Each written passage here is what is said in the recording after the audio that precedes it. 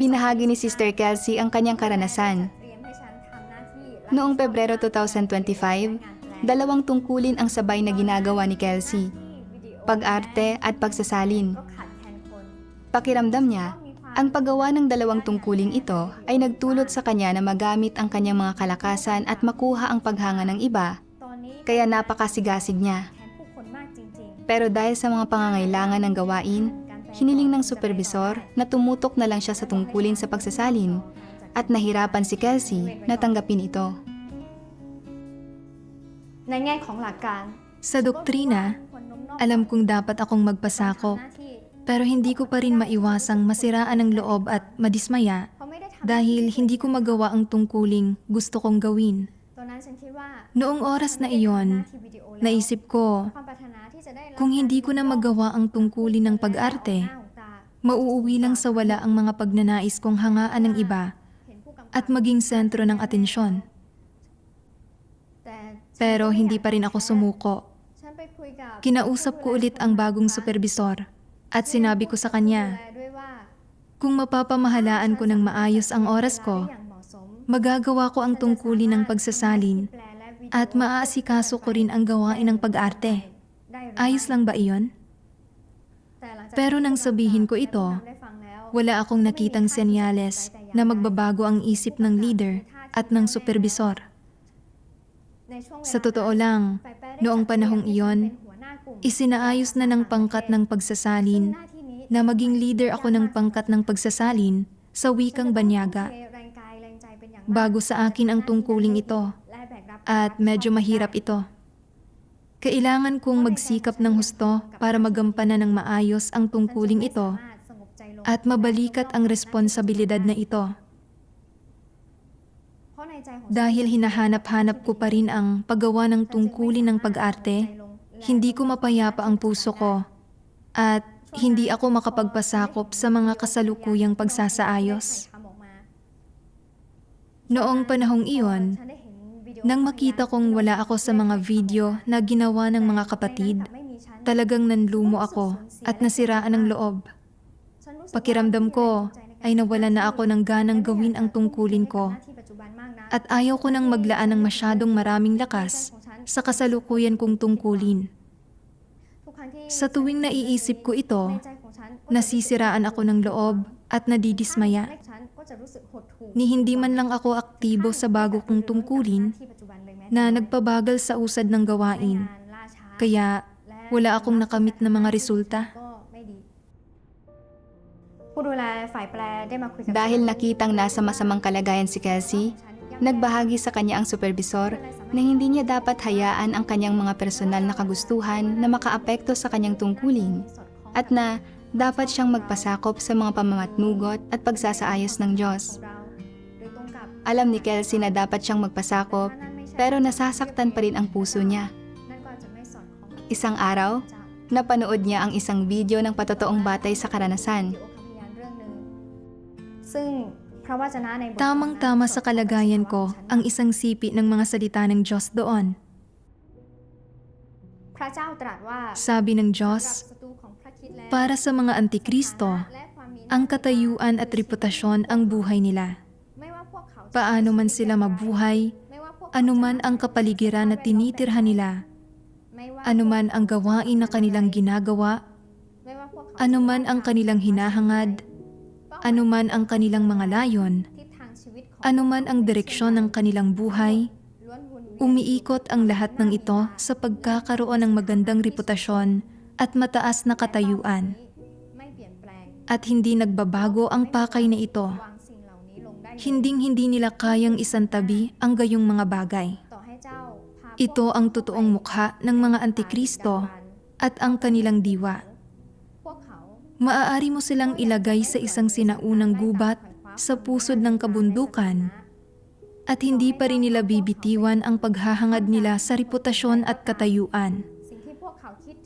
Maaari mo silang ilagay sa gitna ng anumang grupo ng mga tao at ang pawang maiisip nila ay reputasyon at katayuan pa rin.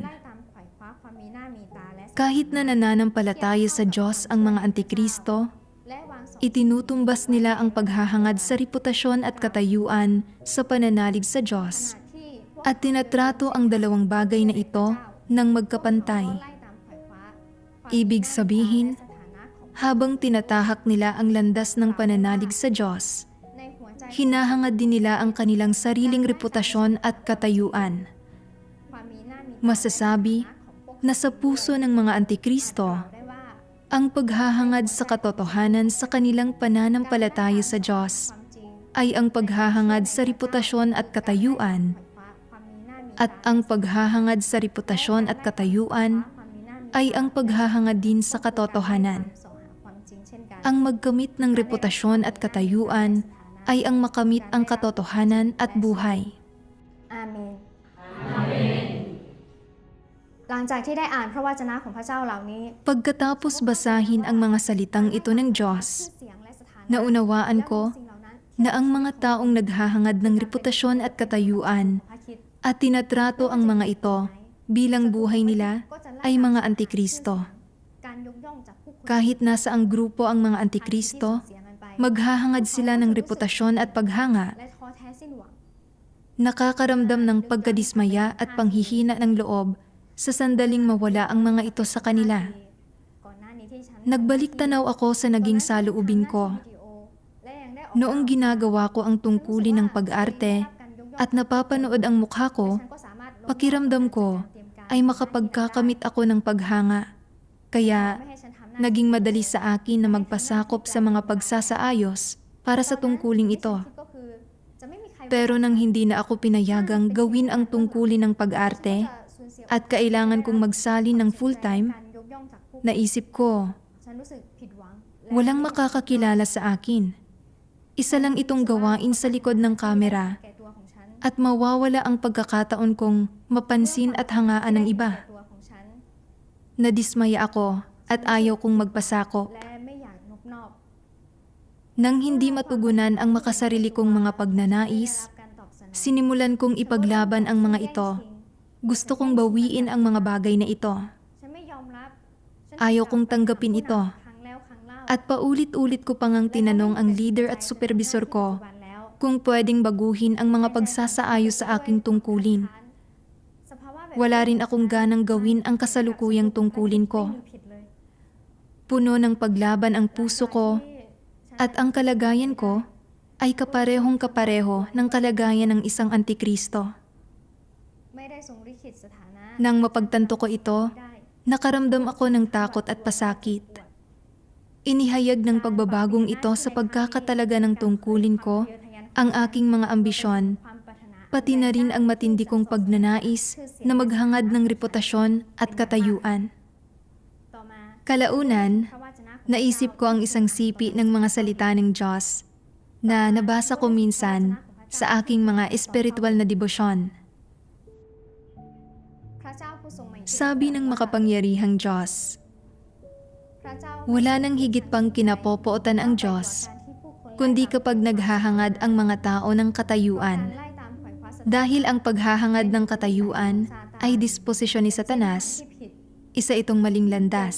ความเสื่อมทรามของ Bunga ito ng katiwalian ni พระ Satanas. เจ้าทรงกล่าว Isa itong bagay na kinokondena ng Diyos พิพากษาและชำระ at ito mismo ang bagay na hahatulan at lilinisin ng Diyos. มากไปกว่าทว่า Wala nang higit pang kinapopootan ang Diyos, kundi kapag naghahangad ang mga tao ng katayuan, ยึดมาเป็นของ pero nagmamatigas ka pa rin nakikipagkompetensya para sa katayuan. ต่อพระเจ้า Walang sawa mo itong pinapahalagahan at ไม่ pinoprotektahan ได้ทรงลิขิตสถานะ at laging sinusubukang makuha ito para sa iyong sarili. พระเจ้าไม่ได้ทรงลิขิตสถานะ Hindi ba't ang lahat ng ito ay may bahagyang katangian ng pagiging antagonistiko sa Diyos? พระเจ้า Hindi inorde ng Diyos ang katayuan para sa mga tao. พระเจ้าประทานความจริง Ipinagkakaloob ng Diyos sa mga tao ang katotohanan, เพื่อให้ ang daan, กลายเป็น at ang buhay สิ่งสร้างที่ได้มาตรฐาน para sa huli ในทาง ay maging isang nilikha sila na pasok sa pamantayan, isang maliit at hamak na nilikha, ที่มีสถานะ hindi isang tao na may katayuan at prestihiyo at iginagalang ng libu-libong tao. ดังนั้น Kung kaya, ไม่ว่าจะมองจาก saan mang perspektiba ito tingnan, การไล่ตามขวาย Ang paghahangad ng katayuan ay isang daan tungo sa pagkawasak. Gaano man kamakatwiran ang iyong pagdadahilan para maghangad ng katayuan, mali pa rin ang landas na ito at hindi ito sinasang-ayunan ng Diyos. Gaano ka man magpakahirap o gaano man kalaki ang halagang bayaran mo, kung nagnanais ka ng katayuan, hindi ito ibibigay sa iyo ng Diyos. Kung hindi ito ibinibigay ng Diyos sa iyo, mabibigo ka sa pakikipaglaban para matamo ito. At kung patuloy kang makikipaglaban, isa lamang ang kalalabasan nito. Mabubunyag at matitiwalag ka. Mapupunta ka sa daan patungo sa pagkawasak. Amen. การเปิดโปงของพระวจนะของพระเจ้า Tumagos sa puso ko ang paglalantad ng mga salita ng Diyos. ฉันเสาะแสวงหาด้วย Lagi kong hinahangad na hangaan o itaas ako, at lagi akong nagsusumikap na makakuha ng posisyon para sa sarili ko sa gitna ng mga tao. ฉันแค่หวังว่า Umasa akong magagamit ko ang mga video na kasama ako วิดีโอที่ para makuha ang pagsang-ayon ng aking mga kapatid. ให้ผู้คนมายกย่อง Sa puso ko, gustong-gusto kong tumatanggap ng papuri at pagsang-ayon. เชยและการยก Hindi ba't nakikipagkompetensya ako sa Diyos para sa katayuan? แย่งชิงสถานะกับพระเจ้าหรอก Hindi ba't ako ang uri ng tao na lilipulin at ititiwalag ng Diyos? ว่ามัน Napagtanto ko ang nakakatakot na mga kahihinatnan ng paghahangad ng reputasyon, katayuan, at pride.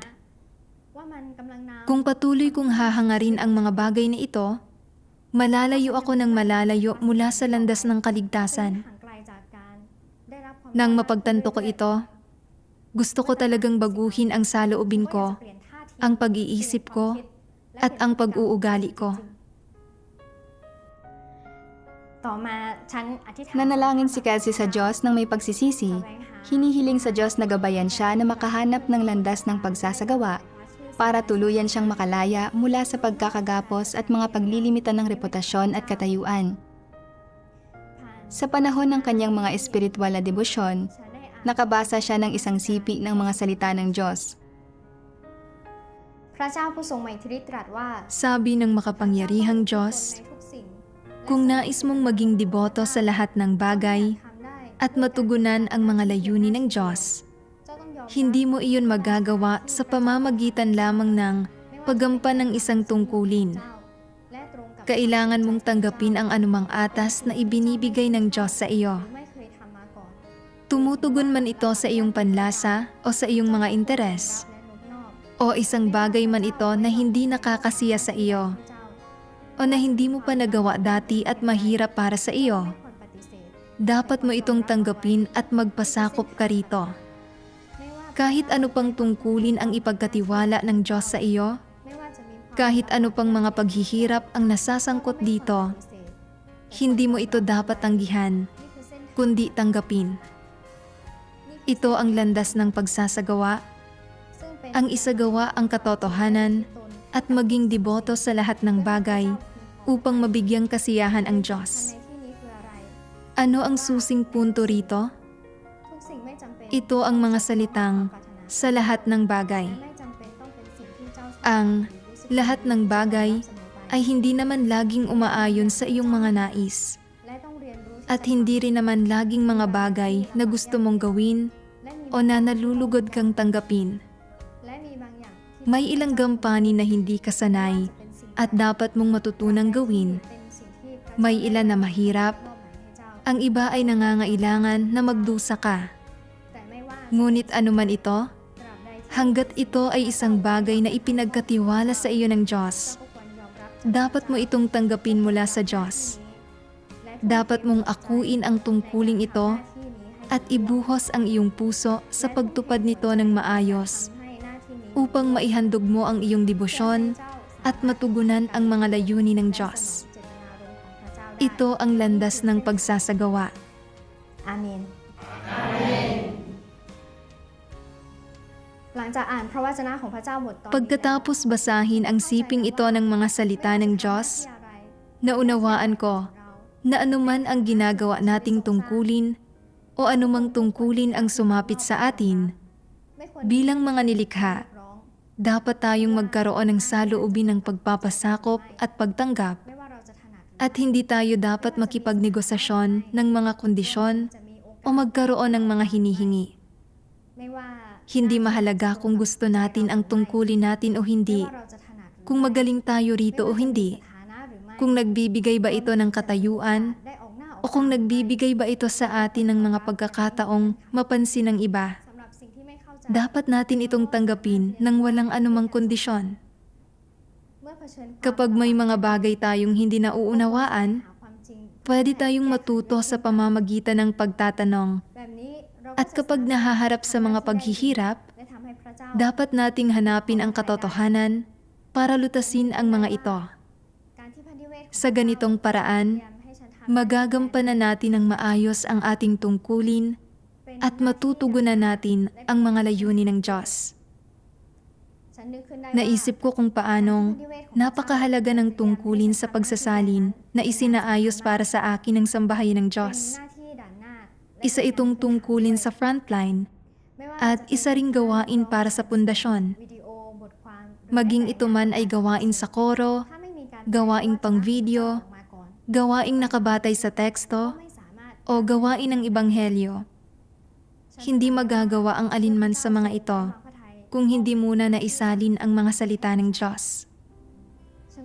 Napagtanto ko na ipinagkakatiwala sa akin ng Diyos ang isang napakahalagang tungkulin at dapat ko itong tanggapin ng walang kondisyon.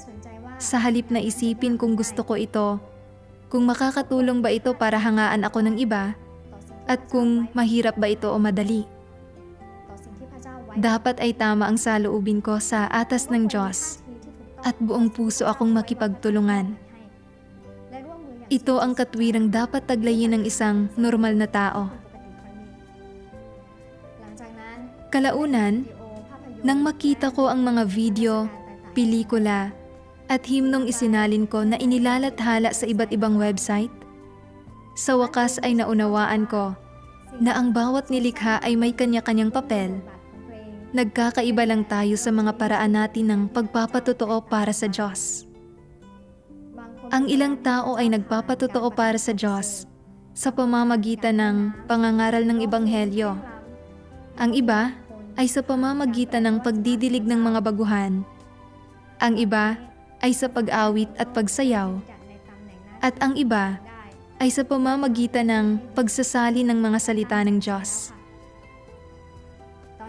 Ngayon, nakakapagpasakop na ako at nakakapanatili sa posisyon ko. Ginagawa ng maayos ang aking tungkulin sa praktikal na paraan. Nagpapasalamat ako sa Diyos sa paghahanda ng kapaligirang ito para ihayag ako, na nagbigay daan para magkaroon ako ng mas malalim na pagkaunawa sa sarili ko. Amen. Pwede